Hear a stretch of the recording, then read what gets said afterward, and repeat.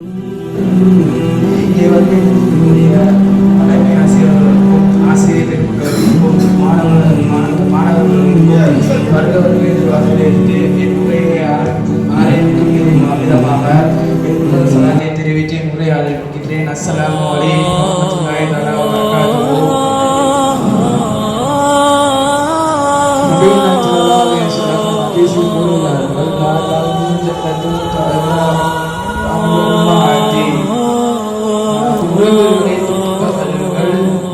சுமணத்திற்கு செல்ல மாட்டார்கள். இந்த காலத்தில் மார்க்கத்தை வளர்க்க வேண்டும், மார்க்கத்தை வளர்க்க வேண்டும் என்பதற்காக இஸ்லாமியர்கள் ஒவ்வொரு ஊருக்கும் சென்று பயன் பேசுகிறார்கள். ஆனால் அவர்கள் வீட்டில் பார்த்தால் அம்மாவிடம் பேச மாட்டார்கள், தம்பியுடன் பேச மாட்டார்கள், தகப்பனுடன் பேச மாட்டார்கள், தன் வளர்த்த பெத்த பிள்ளையுடன் பேச மாட்டார்கள், தன் மனைவியுடன் பேச மாட்டார்கள். இவர்கள் என்னதான் அமல் செய்தாலும் என்னதான் எது செய்தாலும் இவர்கள் சூழம் அடைவார்கள் என்பது சந்தேகம்தான். இப்போது எடுத்துக்காட்டுகளை பார்த்தா ஒருவர் நன்றாக ஒரு பெரிய ஆலிம்சாக இருக்காங்கன்னா அவங்க நல்ல ஆலிம்சாக இருக்காங்க, நல்ல அமல் செய்யறாங்க, அஞ்சு வச்சு சொல்றாங்க, வருடம் அஞ்சு செய்யறாங்க, சதகா செய்யறாங்க, உம்ரா செய்யறாங்க, அள்ளி வளர்க்குறாங்க. ஆனா அவங்களுடைய சொந்த தம்பியிடம் பேசாம இருக்காங்கன்னா அவங்க என்னதான் செஞ்சாலும் இவங்க இந்த பேசாம இருக்கிறாங்க எல்லாமே அழிஞ்சு போயிடும். இந்த நன்மை என்ன அவங்களுக்கு கிடைக்காம போயிடும்.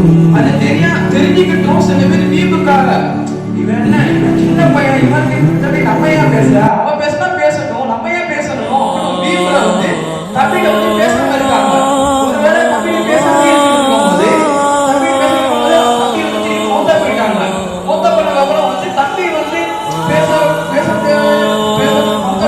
இவங்க வருத்தப்படுவாங்க.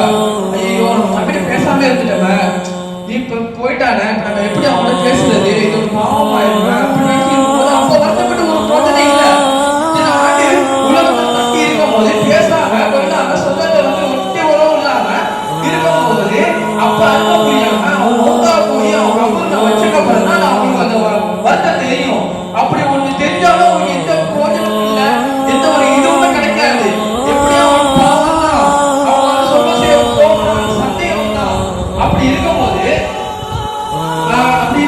என்னதான் நீங்க பெரிய பெரிய அமல் செய்ய, நான் உம்ரா செய்யறேன், ஹஜ்ஜிக்கு போறேன், நான் சதகா கொடுக்குறேன், நிறைய பேரை நான் தர்மம் செய்யறேன் அப்படின்னு இருந்தாலும் உறவுகளை பேணி வாழணும்.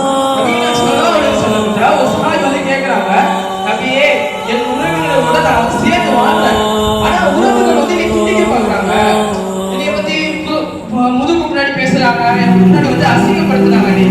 அப்படியே இருந்தாலும் நான் அவங்கள ஒட்டி வாழணும்னு நினைக்கிறேன். ஆனா அவங்க சேர்க்க மாட்டேங்கிறாங்க. என்ன செய்யறது கேட்கும் போது அவன் உன்னைய என்னதான் உன்னை வெட்டி விட பார்த்தாலே நீ வெட்டி விடாத, நீ எதிர்த்து அவங்க பேசாம இருக்கிறாத, உன் கடமை நீ பேசணும், நீ ஒன்னா இருக்கணும். அதை விட நீ பேசாம இருந்தீங்கன்னா நீ பாவியாயிட, நீ பேசிக்கிட்டே இரு, அவனோட ஒட்டிக்கிட்டே இரு, ஒட்டத்தை சேர மாறி.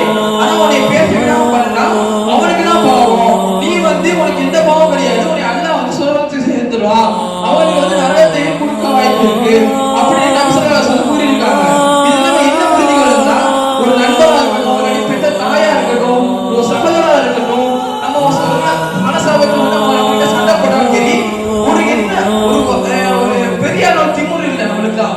ஒரு தலைவனா கூட அவன் போய் அவங்க கிட்ட மன்னிச்சிருக்கோமா, மன்னிச்சிரு சகோதரா, நீங்க மன்னிச்சிரு அப்படின்னு பேசுறதுதான் ஒரு அடையாளம் அழகா இருக்கும். அதை விட நம்ம பெரிய திமுறை மாதிரி பேசாம இருக்கக்கூடாது, இருக்காம இருக்கணும்.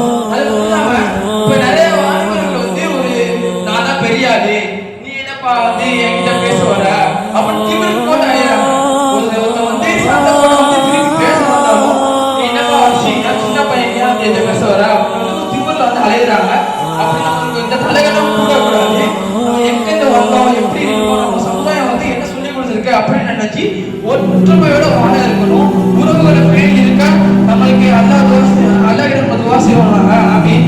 எந்த உறவை நம்ம துண்டித்தாலும், இப்ப துண்டித்து இருந்தாலும் அந்த உறவோட சேர்க்க அல்லாஹ்விடம் துஆ செய்வாங்க. ஆமீன். யாரோட சண்டை கொடுத்தாலும் உறவு துண்டிச்சிருந்தாலும் அவரோட நேரடியாக அஸ்ஸலாமு அலைக்கும் என்று சொல்லி பேச ஆரம்பிங்க. அஸ்ஸலாமு அலைக்கும் வரஹ்மத்துல்லாஹி வபரகாத்துஹு.